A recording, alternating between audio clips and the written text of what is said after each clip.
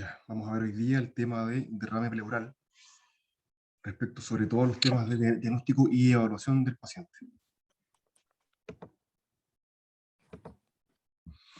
Bueno, el derrame pleural es una acumulación patológica del líquido en el espacio pleural, ¿verdad? Y su etiología pueden ser explicados desde el punto de vista fisiopatológico desde distintos eh, puntos, ¿ya? Primero, puede ocurrir por aumento de la presión hidrostática capilar, que es la causa más frecuente, ¿ya? Y esto ocurre sobre todo en la insuficiencia cardíaca. También puede ser por aumento de la permeabilidad capilar, por inflamación, neoplasia, disminución de la presión oncótica, esto sobre todo por hipoalbuminemia, desnutrición. Más raro, pero puede ser por menos drenaje linfático, y esto puede ser por linfagitis carcinomatosa también. También puede ser por presión intrapleural disminuida, esto es una causa que es más infrecuente y ocurre sobre todo cuando hay atelectasia pulmonar. De hecho, deben saber que toda atelectasia o derrames siempre van, o generalmente van asociados. Ya las atelectasias tienen un pequeño grado de derrame asociado, y también los derrames van produciendo a nivel periférico del pulmón comprometido también un cierto grado de atelectasia. Ya van un poco de la mano. Y también puede ser por algo que ocurre más bien, ¿cierto?, en pacientes con ascitis, pero puede haber paso del líquido peritoneal a través del linfático diafragmático, y esto ocurre más que nada en pacientes cirróticos, ya con bastante ascitis, y con presión, ¿cierto?, del líquido más elevada.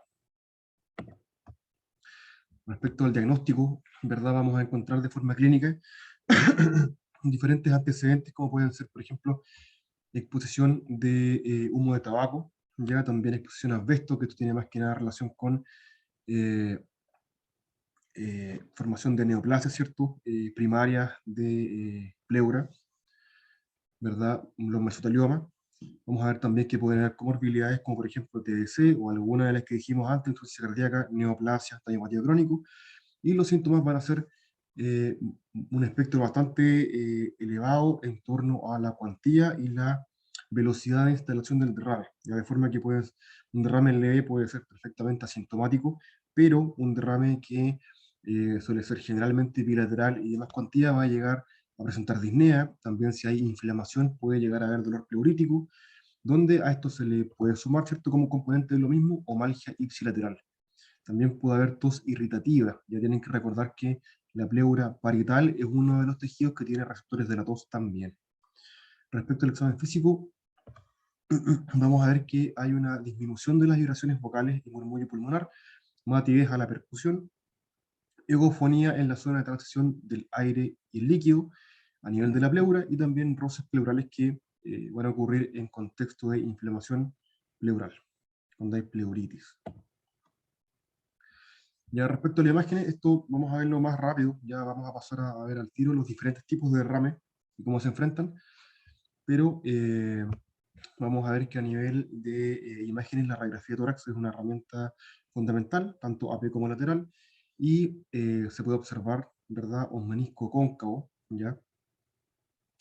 Cuando hay un derrame, sobre todo esto, cuando es de una cuantía más o menos importante, cuando es al menos moderado, ¿ya? Y es al menos un tercio de digamos, del espesor torácico, ¿cierto? Hacia superior más bien de ocupación de ese hemitórax.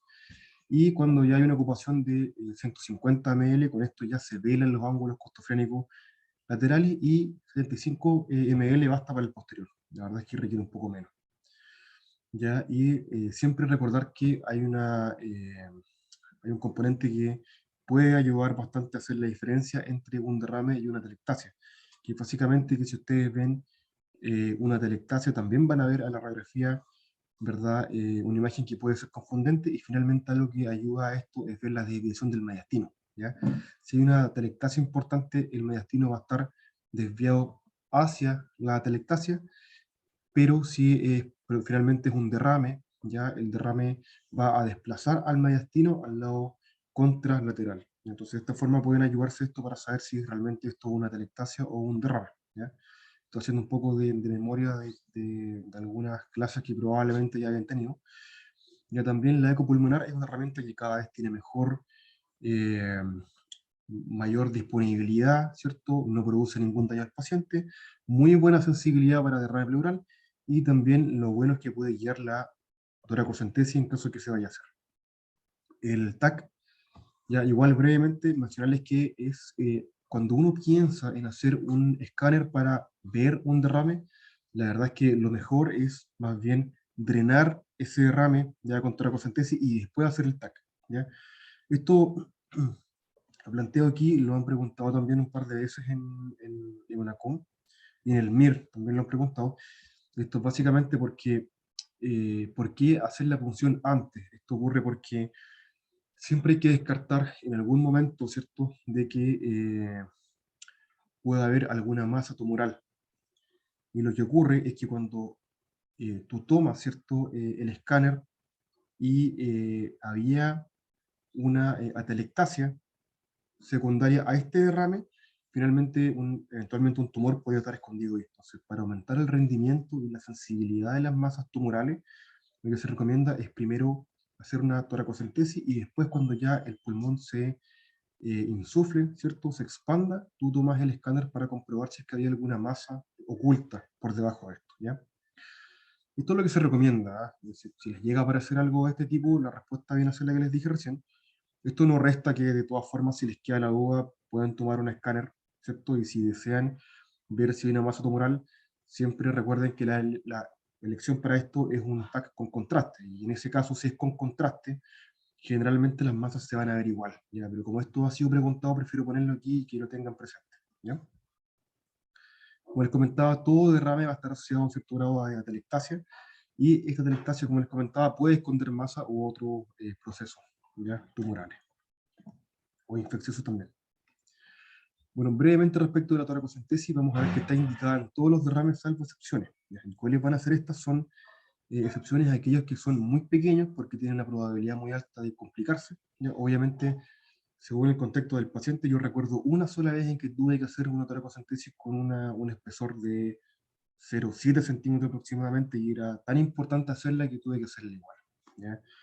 Pero es un paciente que por lo demás estaba intubado, tuvimos que levantarlo, fue un tema, a veces hay que hacerlo, pero con un riesgo que es mucho más elevado, y sí o sí lleva por eco, por supuesto, ¿ya? Ahora, las excepciones más frecuentes son cuando está en contexto de una insuficiencia cardíaca congestiva, ya que es la principal causa además de derrame. Aquí hay que funcionar solo, aquí son excepciones de la excepción anterior, hay que funcionar solo cuando es unilateral o bilateral asimétrico, ¿ya? Aquí sí deben recordar algo que no se menciona tanto, que en verdad cuando hay un derrame por insuficiencia cardíaca, la verdad es que no es tan infrecuente que sea unilateral a derecha, ¿ya? Ocurre probablemente por un tema de presión hidrostática, ¿ya?, donde se sobrecarga un poco más el lado derecho, y no es infrecuente, como les comento, que haya un pequeño derrame que no sea tan asimétrico. Obviamente, si estamos hablando que hay un derrame de 3/4 del pulmón derecho y nada del izquierdo, ahí hay que pincharlo, ¿ya? Pero si ustedes observaran que en contexto de una insuficiencia cardíaca estuviera eh, probablemente hasta un cuarto o un quinto del hemitórax derecho solamente ocupado por derrame, eso perfectamente puede ser por la misma insuficiencia cardíaca, y el manejo es solamente depletivo, ¿ya? Las otras sí estamos de acuerdo que si hay un derrame pleural masivo, ya con disnea importante, ahí se debe hacer punción evacuadora, probablemente no de ambos lados, ya, pero sabiendo, ¿cierto?, que este suele ser un tipo de derrame que responde a depresión, y que esto es una medida más que nada de salvataje, ¿ya? Puede ocurrir, por ejemplo, en contexto de cuando hay un paciente con una insuficiencia cardíaca, ya con algún desencadenante que les cuesta manejar y cuesta hacer una depresión adecuada por X motivo, hace falla renal, ahí el paciente se puede beneficiar bastante de hacer la toracocentesis, pero igual son escenarios bien puntuales, ¿ya? La otra indicación es cuando hay un paciente con dolor pleurítico o fiebre, donde tú debes descartar que efectivamente el foco sea que esté localizado en uno de los derrames. Además de esto, cualquier derrame que no se resuelve después de varios días de depresión, ya debes pensar que hay algún proceso oculto ahí que tienes que ir a investigar, ¿ya? Pero, en modo de resumen, a grandes rasgos, se funcionan todos los derrames, salvo cuando es muy pequeño o por insuficiencia cardíaca, en los cuales se funciona en estos casos que les dije recién. ¿Ya? ¿Cuáles van a ser las contraindicaciones? Bueno, van a ser algunas que son bien puntuales. Ya, primero, diátesis hemorrágica, que el paciente está anticoagulado, o sea, el paciente debe pasar un tiempo sin, ¿verdad?, anticoagulación para que esto sea más seguro, plaquetas menos de 50.000, como toda punción, ¿cierto? Esto es válido para cualquier procedimiento que tú vayas a hacer, te piden un recuento mínimo de plaquetas de 50.000, ¿ya? Respecto a las complicaciones, bueno, una de las más frecuentes es que puede haber reacción vasovagal, ¿ya? Esto es habitual, ya tiene relación con la punción que se realiza, ¿ya? Y con las terminales nerviosas. Recuerden que hay inervación del vago a ese nivel, ¿ya? Y que esto se maneja con atropina, ya suele bastar una o inclusive media ampolla de atropina. Uno debería tener en la mano solamente y la vía venosa obviamente instalada, y usarla en caso de que el paciente presente alguna lipotimia o hipotensión, ¿ya? Punción arterial es una de las complicaciones más temidas. La verdad es que puede producir un hemotórax. Esto, recuerden que las arterias intercostales tienen un calibre bastante más elevado al que uno piensa, sangran bastante. Ya yo he visto pacientes con hemotórax por punciones por toracocentesis, y la verdad es que he visto inclusive un caso que falleció. Entonces esto hay que tomarlo bastante en serio, ¿ya? Y recordar que siempre la punción debe ser realizada sobre el borde superior de la costilla, nunca por el inferior para no dañar la arteria, ¿ya? Y finalmente el neumotórax también puede ocurrir, ¿cierto? Y el tratamiento primero, en primera instancia, es drenar de inmediato con la misma voz que ya introdujiste, drenar todo lo que te pueda dar hasta que dejes de sacar aire, ¿ya? Y después puedes hacer controles. Ya no todos los pacientes van a requerir un tubo pleural, tú debes ir haciendo controles, ¿cierto?, seriados, y en caso necesario, debes pedir a un cirujano la instalación de un tubo pleural. Respecto al líquido, ya la magroscopía, vamos a ver que el líquido debería ser citrino, ya, versus patológico, que puede ser purulento, hemático, lechoso, ya, o sangre franca. Ya, respecto a los exámenes de laboratorio, saber que según diferentes enfermedades este líquido va a cambiar. Ya cuando la glucosa está muy disminuida, ya debemos pensar en un empedema, una neoplasia o un derrame por AR. ¿Ya? Si el pH está bajo, hay que pensar que es un derrame complicado. Esto todo lo vamos a ver con calma más adelante. Ya el ADA, recuerden que se emplea ya cada vez menos porque hay otra disponibilidad de exámenes que son mejores para ver tuberculosis, pero valores sobre 40 tienen sensibilidad y especificidad de 95% para establecer una positividad para TB, ¿ya? Citológico, ya deben recordar que según el predominio, ya tú vas a sospechar enfermedades distintas. Si el predominio es neutrofílico, ya debes pensar que es un cuadro bacteriano, versus si es linfocito, esto puede ser un cáncer o TB. Generalmente las preguntas de derrame pleural ya van mucho de la mano con esto que les comento aquí yo ahora, ya respecto a cómo están los exámenes, y es muy habitual que se cumpla harto, sobre todo esta regla del predominio, si fuera neutrofílico o linfocítico, porque cuando estamos en contexto de un derrame linfocítico, les van a preguntar si o si por un cáncer o una TB, ¿ya? Y respecto de las proteínas, esto saber más que nada que van a estar aumentadas, por supuesto, en los exudados, ¿ya? Entrando a lo último de las generalidades, vamos a ver los criterios de Light, ¿cierto?, que van a diferenciar los exudados de los transudados, ¿ya? Esto es bastante útil para hacer estudio de la causa y recordar que si cumple alguno de estos, ya es exudado, y si no cumple ninguno, es un transudado, ¿ya? Así todo, la sensibilidad y especificidad de esto alcanza el 90%, nunca es de un 100%. Así que de todas formas se pueden escapar algunos casos muy puntuales o puede haber un pequeño margen de error, más bien dicho, ¿ya? Bueno, ¿cuáles son? Primero, que haya un cociente de proteína ya en el líquido pleural versus el sérico, que sea superior a 0,5 cuando hacen la división, y el cociente LDH ya en el líquido pleural versus el LDH del suero sea sobre 0,6, o bien que la LDH del líquido sea sobre 2/3 del límite superior normal, ¿ya? Sumado a esto, hay otros elementos también que pueden surgir, que son menos empleados, ¿ya? Y que depende de que ustedes pidan colesterol, tanto en suero como en líquido, donde el cociente, si ustedes observan, siempre el numerador es líquido pleural y siempre el denominador es el suero, con un cociente de colesterol sobre 0,3, un colesterol de líquido sobre 45, también ustedes pueden decir que eso es un exudado. Aquí la palabra final respecto a las generalidades es que, ¿cierto?, los transudados van a ser colecciones de líquido intravascular no inflamatorio, ¿cierto?, donde son muy bajos en proteína, y esto suele ser principalmente por un tema que es o baja presión oncótica, ya por una hipoalbuminemia, que puede ser por diferentes motivos que los vamos a ver al tiro, ya, o puede ser también producto de aumento de la presión hidrostática, ya como el caso de la insuficiencia cardíaca. ¿Cuáles son las causas a considerar aquí? ¿Cierto? Insuficiencia cardíaca, por supuesto que es la más frecuente. También cirrosis, que es muy frecuente como causa, recuerden, de hipoalbuminemia, síndrome nefrótico, ¿ya? Y también hay otras causas como diálisis peritoneal, donde también puede haber un ascenso de este líquido, el derrame, ¿ya? Y otras causas en el fondo donde puede haber una proteinuria importante y considerar, ¿ya? Y los exudados van a ser cualquier líquido que se produzca a consecuencia de inflamación por alguna enfermedad inflamatoria infecciosa, ¿ya? También neoplasia. Estos pueden ser tan variadas como cualquier infección, sea esta por bacterias, parásitos, hongos, ¿ya? TBC, virus. Neoplasias del tipo que sea, esto puede ser metástasis, puede ser primaria, puede ser mesotelioma también. El TEP también, cuando da derrame, produce un exudado. Puede dar derrame el TEP o les puede dar un hemotórax, cualquiera de las dos opciones. También las colagenopatías, cuando es por, bueno, cualquiera de ellas en verdad puede producir un exudado. Ya también puede ser por drogas que es muy infrecuente, y también puede ser postquirúrgica, generalmente en contexto de cirugía torácica.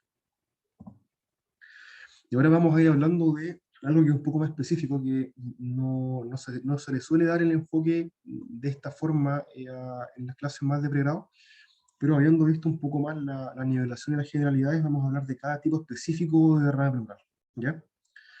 Los derrames hemáticos, ¿ya? Esto es cuando hay presencia, ¿cierto?, de sangre en el líquido, ¿ya? Y esto tiene diferentes escalas que las vamos a ver al tiro, ¿ya? Aquí siempre lo más habitual de esto es que sea una punción, ¿cierto?, una toracocentesis traumática, ¿ya? Esto es bastante habitual, puede salir un poco manchada al principio, ¿ya?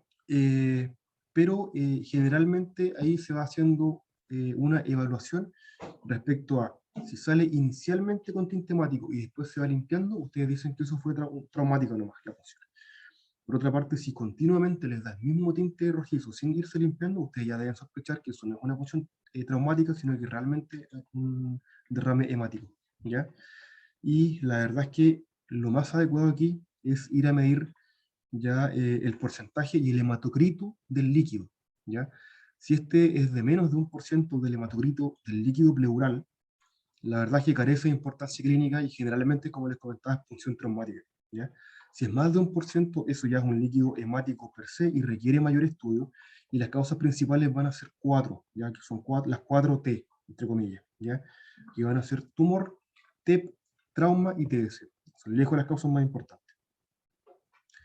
¿Ya? El hemotórax es cuando este hematocrito ya es más de un 50%, pero ahí nadie va a esperar el examen, sino que ustedes ven el aspecto claramente hemático franco, ya como sangre franca que está en la muestra. Y aquí la principal causa, lejos, igual es traumatismo. Esto puede ser traumatismo arterial por la punción, ya también como se refiere a, en el fondo, cualquier tipo de traumatismo a la arteria, sea esto por la punción del examen o sea por algún traumatismo previo, del tipo que sea. La indicación de esto es instalar un drenaje pleural. Así que esto debe ser evaluado sí o sí por cirujano, ¿ya? Y si se objetiva un sangrado sobre 200 ml hora, la indicación es cirugía, ¿ya? Que generalmente o requiere una videotóraco o cirugía abierta inclusive, ¿ya? Para hacer control de la hemorragia, ¿ya? Los hemotórax en general tienen una buena respuesta a una interrupción espontánea del sangrado, ¿ya? Por eso se le da una cuantía, digamos, al cuándo debe hacerse la cirugía. Más bien, lo que ocurre con estos casos es que las arterias, como ustedes sabrán, tienen una muy buena capacidad de contracción, de forma que se van eh, contrayendo hasta el punto que la hemorragia se cohíbe, siempre alcanzar a sangrar una cantidad que puede ser poca, puede ser moderada o inclusive severa, pero generalmente se alcanza a cohibir de forma espontánea, ¿ya? Y obviamente si no para, hay que hacer la cirugía. Bueno, ahora respecto al derrame neoplásico, vamos a ver que esto, como les comentaba, puede ser por neoplasia primaria, ¿ya? O también puede ser extensión de un cáncer broncógeno primario o metástasis desde otra parte, ¿ya? Esto tiene un significado súper importante cuando uno estudia a un paciente con cáncer, porque partiendo de esto, las causas más frecuentes van a ser pulmonar, por supuesto, pero también otras causas que pueden tener alta mortalidad, pues también pueden tener tratamiento, ya como son el cáncer mamario, ya, y linfomas, que conforman el 75% de los casos entre estos tres tipos de cáncer, ¿ya? Pero pese a que estos cánceres tengan un tratamiento per se, el significado malo de esto es que cuando hay un derrame ya con células neoplásicas positivas o evidencia objetiva, mediante otra fuente que lo que está produciendo ese derrame es la misma neoplasia, se considera que ese tumor es irresecable. ¿Ya? Entonces te modifica el pronóstico, te modifica el estadio del cáncer, cualquiera sea, ¿ya? Por el puro hecho de tener un derrame por este motivo. ¿Ya? Por eso es tan importante si hay un paciente, por ejemplo, con un cáncer, con un linfoma, por ejemplo, o un el linfoma, como es con quimioterapia, se puede dejar igual, pero se hace irresecable quirúrgicamente en caso que sea algún cáncer operable. ¿Ya? Por ejemplo, si es un cáncer mamario y llega una paciente con un derrame, es perentorio, ¿ya? En mayúsculamente perentorio, saber ese derrame de qué etiología es. Porque si finalmente era otra enfermedad o una infección o otra causa en general, tú le mantienes el pronóstico del cáncer de mama. Pero si por otra parte tú compruebas que efectivamente es por la neoplasia, se considera que es un cáncer irresecable. Bueno, y estos derrames neoplásicos tienen generalmente una mediana cuantía, sin embargo pueden llegar a ser de una cuantía mucho más importante, pueden llegar a ser de 500.000, pero pueden ser masivos con más de 2.000 ml de ocupación pleural. ¿Ya? Y cuando hay un compromiso neoplásico per se de la pleura, es la principal causa de derrame masivo. ¿Ya? Cuando esto ocurre, ustedes drenan, es muy habitual que se drenen, por ejemplo, 1.000 ml de una sola vez, ¿cierto? Estos derrames, ¿ya? Y se reproduzcan rápidamente. ¿Ya? En pocos días, 3, 4 días, tú vas viendo el control radiográfico y sintomático también del paciente, cómo este derrame se empieza a reproducir.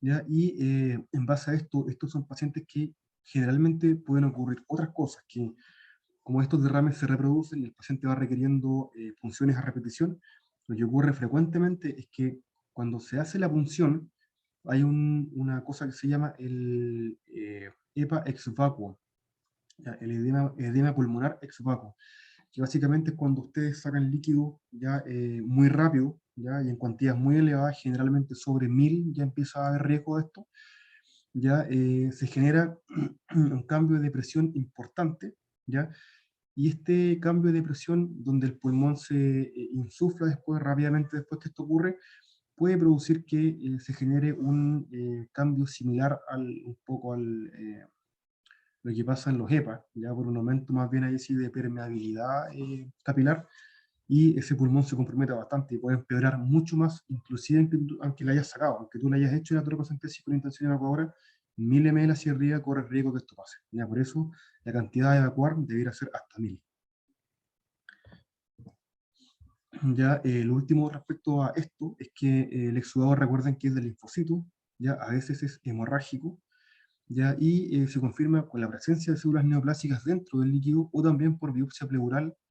Esto puede ser obtenido por cirugía abierta o por videotracoscopía, ¿ya? La sensibilidad en la citología no es del todo buena, tampoco es mala, llega a ser del 50 al 80%, ¿ya?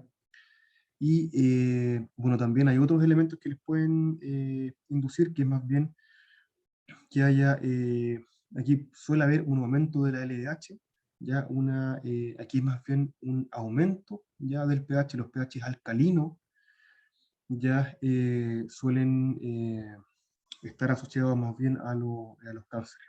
Ya aquí le puse disminución, pero es más bien al revés, es un aumento que ustedes van a ver del pH. ¿Ya? Y también, mientras más disminuida esté la glucosa, más carga tumoral va a haber. ¿Ya?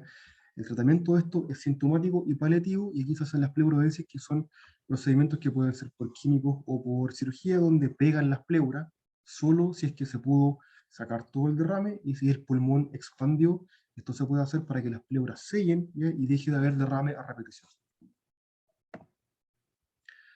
Bueno, ahora vamos a hablar de respecto al derrame pleural paraneumónico, ya que es el más frecuente de los exudados.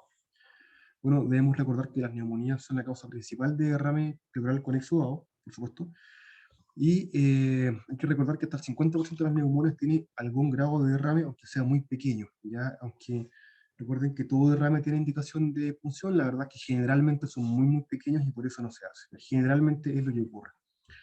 Van a existir tres tipos de derrame paraneumónico, ¿ya? El derrame que es no complicado, el complicado y el empíema, ¿ya? El derrame no complicado va a ser aquel que es un líquido con una bioquímica bastante amigable, ¿ya? No tiene un riesgo a evolucionar a empíema, o bien el riesgo es muy bajo. Esto corresponde a un pH de sobre 7,2, no es un pH ácido, ¿ya? Tiene una glucosa que va a ser sobre 60, ¿ya? Que les habla de un proceso, ¿verdad?, infeccioso, que generalmente no es un nivel dramático como vamos a ver más adelante, que pueden llegar a ser niveles de menos de 40, que son bastante más dramáticos. Ya niveles de LDH van a ser generalmente menos de 1000, ¿ya? Un nivel que es bastante poco cuando se habla de este tipo de derrame, ¿ya? Y los cultivos de Gram van a ser negativos, raramente evolucionan a empíema, ¿ya? Por otra parte, los derrames paraneumónicos complicados tienen un pH se empieza a poner un poquito más ácido, ¿ya? Bajo 7,2, glucosa menos de 40, LDH sobre 1000, y además pueden haber Gram o cultivos positivos. Pueden estarlo, no necesariamente lo van a estar, ¿ya? Y tienen alta probabilidad de evolucionar a un empiema. El empiema es cuando ya hay un líquido pleural purulento y no se requiere bioquímica para llegar a este diagnóstico, sino que más bien basta el aspecto macroscópico del líquido. De todas formas, si se llegara a hacer, que igual hay que mandarlo a estudio, suele ser peor que el líquido previo, con un pH que es mucho más bajo, ¿cierto? Puede llegar a ser perfectamente de 6,9, 7, glucosa que puede ser de 30, ¿ya? Y también puede elevar la A, siendo esto un falso positivo, ¿ya? El A se puede elevar por varias cosas, no solamente por TBC. Esta es una de las causas, así que recordar que la ADA es sobre todo valiosa cuando la estás pidiendo en contexto de sospecha de una TBC, ¿ya? Y bueno, el empiema tiene tres etapas, ¿ya? Primero está la exudativa, donde hay un líquido pleural que está con toda esa bioquímica súper mala, todavía es pus y todo, pero está el líquido libre en el espacio pleural, y obviamente observan alteraciones bioquímicas, citoquímicas, en la primera semana ocurre todo esto. La segunda es la fibrina purulenta, de la primera a la segunda semana aparecen tabiques de fibrina, pueden verse con la ecografía, ya como unas olas que van discurriendo junto con el mismo líquido pleural. Finalmente la organizativa, ya desde la segunda semana en adelante, ya hay engrosamiento de la pleura, actividad fibrolástica, es una capa bastante rígida que limita la expansión o la expansibilidad pulmonar, y finalmente esto requiere cirugía, ya con grandes decorticaciones que son bastante laboriosas, complejas y con alta morbilidad, ¿ya? El tratamiento de esto va a depender de la etapa, ¿ya? Del no complicado es manejo médico, como les comentaba, ya del complicado es un drenaje pleural, y del empiema depende del estadio. En la etapa 1 basta también la instalación de un drenaje pleural, en la etapa 2 ya es videotracoscopía, ¿ya? O videocirugía, y en la fase 3 se requiere sí o sí ya una toracotomía abierta. ¿Ya? Aquí antes se había planteado que podían haber medicamentos fibrinolíticos, la verdad es que se empezó a comprobar que no servía, no era una terapia adecuada, no respondía a los pacientes, así que no se hace, sino que se va directamente hasta la cirugía abierta, ¿ya? La cual es bastante, como les comentaba, laboriosa y con muchas complicaciones en algunas ocasiones, ¿ya? Bueno, ahora rápidamente del derrame tuberculoso, vamos a ver que es una de las causas más importantes en pacientes jóvenes y en países en vías de desarrollo. Ya la clínica puede tener un gran espectro, pero siempre va a ir de la mano con la clínica propia de la tuberculosis. El paciente que va a estar con todo, perfectamente puede tenerla, puede no ser el componente principal, pero sí puede haber, por ejemplo, baja de peso, ¿ya? Pacientes con factores de riesgo, ¿ya? Hacinamiento. Las características del líquido, esto va a ser primero que nada un derrame que va a ser unilateral, el pulmón comprometido, igual que en los casos que vimos anteriormente, ¿ya? Y el líquido es de predominio que es linfocitario, ¿ya? Y Sí hay que recordar que en fases precoces, generalmente en fases precoces, todos los líquidos son neutrofílicos, ¿ya?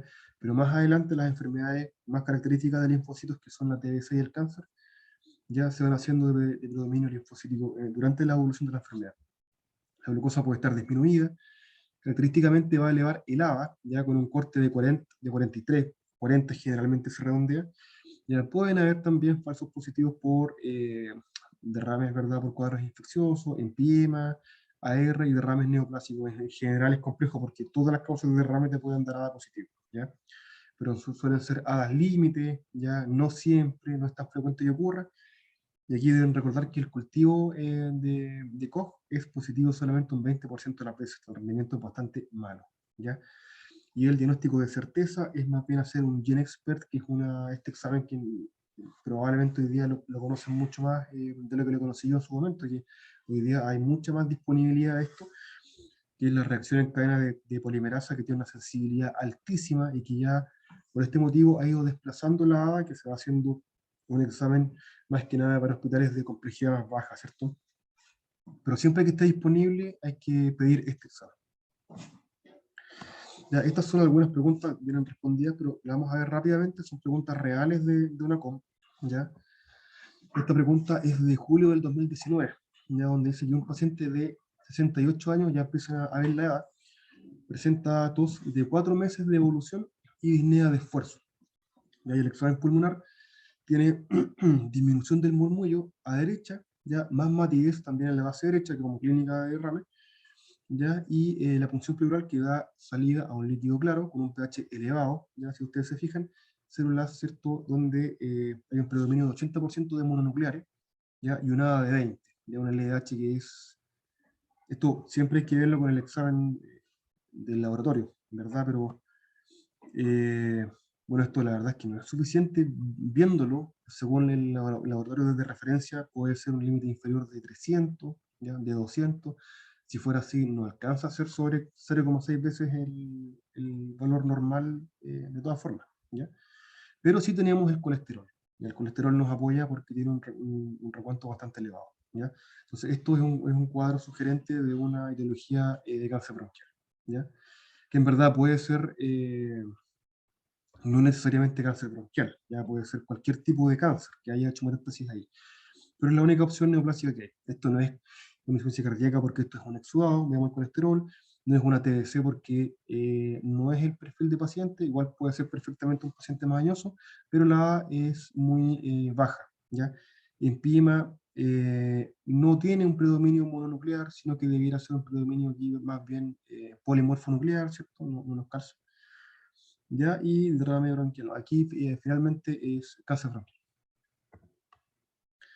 Esto es de julio del 2000, estas preguntas anteriores. Ya, paciente de 80 años, consulta por cuadro de disnea de un mes de evolución y ha aumentado en el último tiempo asociado a baja de peso. El examen físico presenta disminución del murmullo pulmonar en el hemisferio izquierdo con matizada de percusión.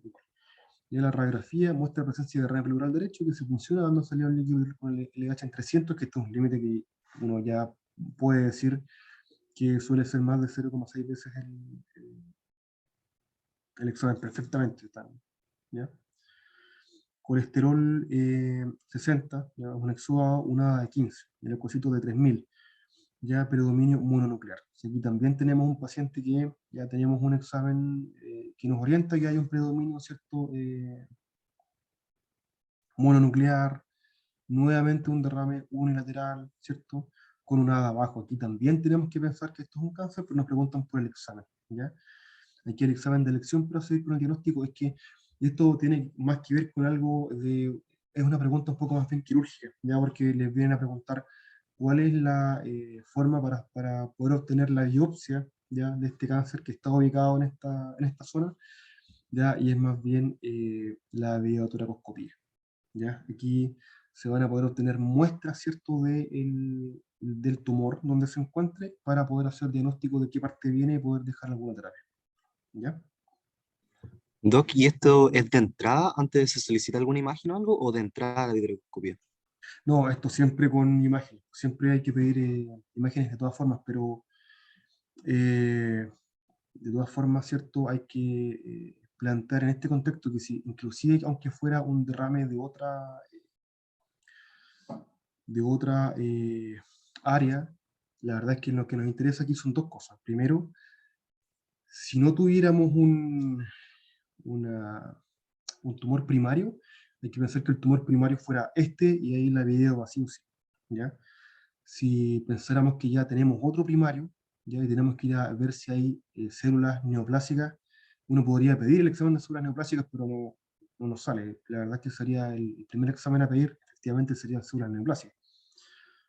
Ya, pero esto está enfocado en caso de querer saber, digamos, el diagnóstico, ya de qué tipo de cáncer es. En ausencia de otra Doctor, información, uno podría plantearlo de esta forma, ya de pedir la videotracoscopía. Pero esto no resta, quizás tu pregunta va por el lado de que uno podría tomar imágenes, ¿cierto? Como el típico TAC-TAP, tórax, abdomen, Sí, yo había pelvis, pensado ¿cierto? como un TAC con contraste, pensando en eso, como de Claro. entrada. Eh, la verdad es que el enfoque que se le dio, bueno, la verdad es que yo opté por poner un poco las preguntas con respuesta, un poco por lo mismo. La verdad es que esta pregunta yo sí comparto tu punto de vista. Así, si tuviera que elegir un examen, sería, ¿qué secuencia de exámenes elegiría yo? Me voy a dar un poco más de libertad en responder, yo no hice esta pregunta. Pero yo primero respondería que esto requiere un estudio de células neoplásicas, ¿ya? ¿Por qué? Porque ya existe el estudio, ya tienes la toracocentesis en la mano, o sea, ya existe tienes el líquido en la mano, o sea, existe la toracocentesis, tienes la muestra y pediste examen. ¿Ya? Entonces, ahí si tú vas a hacer un estudio a este paciente, eso tiene que ir al principio. Entonces, en el fondo, a lo que voy es que yo ya debería disponer de este examen, de células neoplásicas. Entonces, recuerden que siempre los exámenes hay que irlos pidiendo de lo más básico a lo más complejo. Entonces, aquí lo que falta en primera instancia son las neoplasias. ¿Ya? Después, en segunda instancia, lo que faltaría sería de todas formas un estudio, ya con un TAC-TAP, ya porque suponte que encuentras una tremenda masa en alguna parte, ya o tienes una tremenda masa pulmonar, ya que se ve con contraste. Entonces, se va haciendo un poco, va perdiendo un poco más de peso hacer este examen que tiene sus riesgos, ¿ya? Entonces yo entiendo, yo entiendo tu punto de vista, a mí me parece que es el adecuado, la verdad.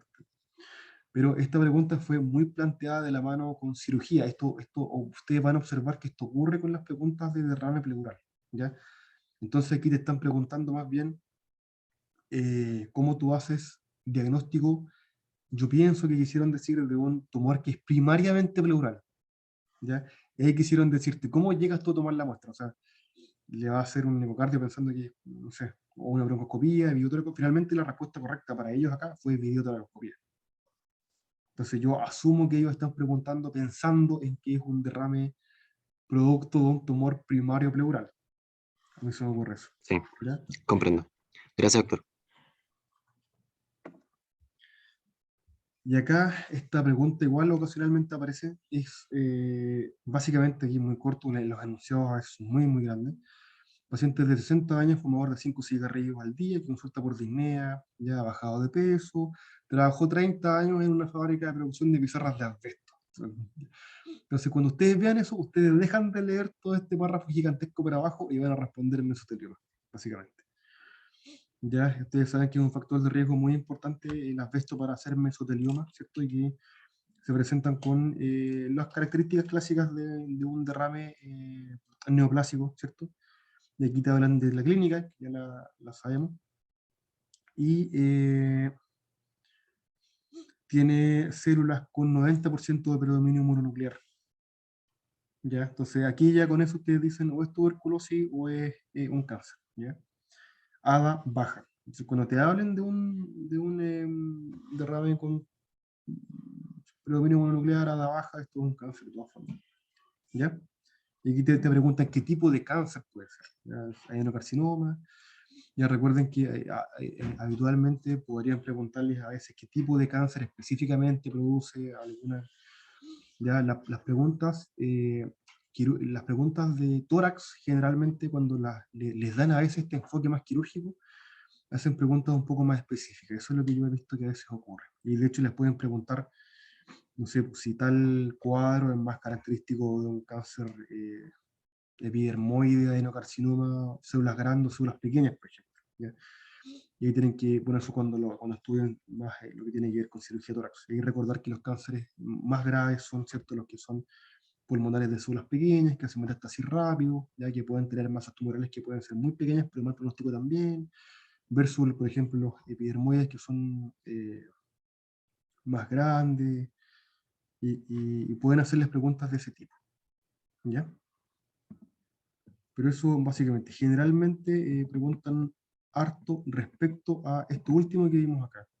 Si el derrame va a ser de tipo neoplásico, paraneumónico, y el tratamiento según lo que corresponda, ¿ya? Tuberculoso, eso es lo que le van a preguntar, ¿ya? Hemático, neoplásico, paraneumónico, tuberculoso, ¿ya? Así que eso, chicos, no sé si tienen otra duda, consulta. Una consulta chiquitita.